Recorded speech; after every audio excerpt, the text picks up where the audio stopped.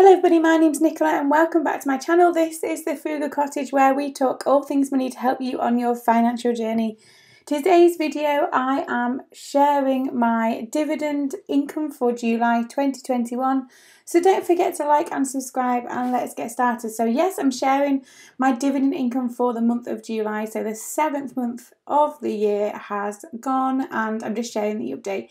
It's been an okay month. It's not been the best month, but it's been better. It's better than June as a starting point. So as always when I talk about these dividends investments are in my early retirement portfolio, which is held with Hargreaves Lansdown.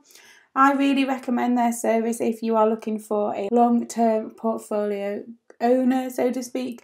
I have my stocks and shares ISA with them and I would recommend their service. I'll leave a link below to them if you want to have a look at theirs, but this is where I store all of my big investments, which is what pays my dividend income. So that being said, let's get started. So in July, I have 3 individual companies pay out during July, as you'll see in a second. So the first one that paid out is GlaxoSmithKline. So these are a company that pay out every quarter. So it's really good from a dividend income perspective that they pay out every quarter. So every 3 months they pay out again. Their share price has gone down quite a bit recently, so it'll be interesting to watch over the long term what happens to their dividend income. So for now, I'm not actually putting any more income, or I'm not investing in the company anymore. I've got quite a few in this holding now, so I'm going to leave it for that and see what happens to their dividend over the next year or so. But in July, they paid out £58.90. So a great start to July's dividend income. You can see there, I'm really happy with that. But like I said, I'm not investing any more into the holding that I already have in GlaxoSmithKline. I'll just leave it as it is and see what happens over time. The second one that paid out is Pets at Home. So this is one that I've had in my portfolio for about 4 years, and I've only invested once. The holding that I have, I purchased back in 2017 and I haven't touched it since. And actually in terms of growth, so I talk about dividend income all the time on Instagram, on here on YouTube, on my blog, and pretty much wherever anyone will listen or see.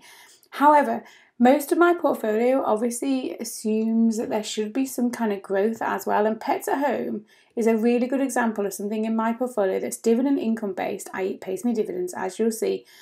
But at the moment, as it currently stands at the time of recording, my holding in Pets at Home is up 120% on the purchase price. So I'm getting the best of both worlds.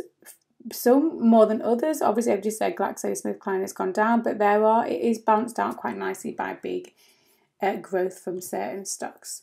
So, but talking about their dividends, they paid out £16.50. So yes, they don't pay out that much, although, £16.50, if someone handed you that on the street, you wouldn't be too disappointed by.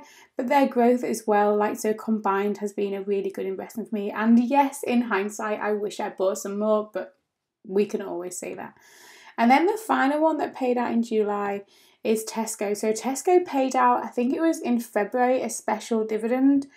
And then they've just continued with their normal one, but it seems really low in comparison because that special dividend back in February was over £60. And then this in comparison is really, really small. So they paid out £6.07 there.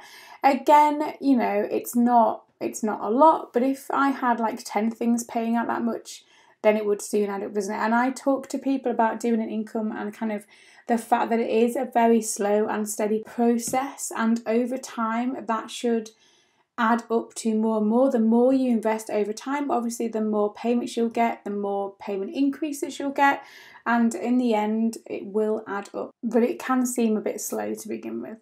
So July ends up being, and like I said, I'm quite happy with this, £81.47 I was paid out in July for dividend income. My target, I suppose, for this year is to average out £100 a month. That's the first milestone. In fact, I have hit that in 2019, and then 2020 was just not very good. So I'm hoping that 2021 will get that again, because then the next milestone is £250 on average. But you can see there that I'm not too far off that £100 mark average at the moment for July. I'm okay with that. Yes, I suppose it could be better, but we're plodding along nicely, and you know, we've still got another kind of 15, 16, 17 years or so of building this income stream, and then who knows where we might be at that stage. So the next thing I'm going to show you is a graph just to show you a visual representation of the year so far, and you can see just how much the ups and downs do happen, and they happen a lot in my portfolio. It's not a nice average even number every month, far from it. So I'm just going to show you that now. So you can see here, this is the graph for my dividend income for the year so far, and obviously you can see that 1 month I didn't get anything. So March my dividend income was 0, and that was the first time for a long time where I hadn't got any. May has been the best month so far, at just under £195. And so June was okay. July is obviously better than that. You can see that there. So it is very up and down, and some months naturally are going to be higher than others. So for example, September and December in my portfolio are much bigger payers. That I have lots of things that pay out in September and quite a few that pay out in December.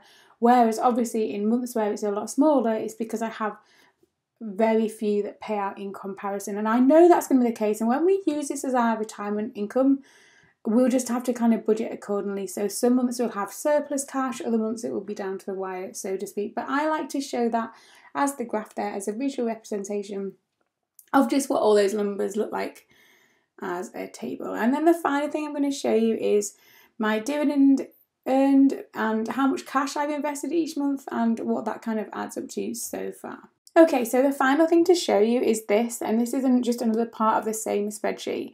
And it's just a way of me tracking dividends earned, but also what I've invested during that month.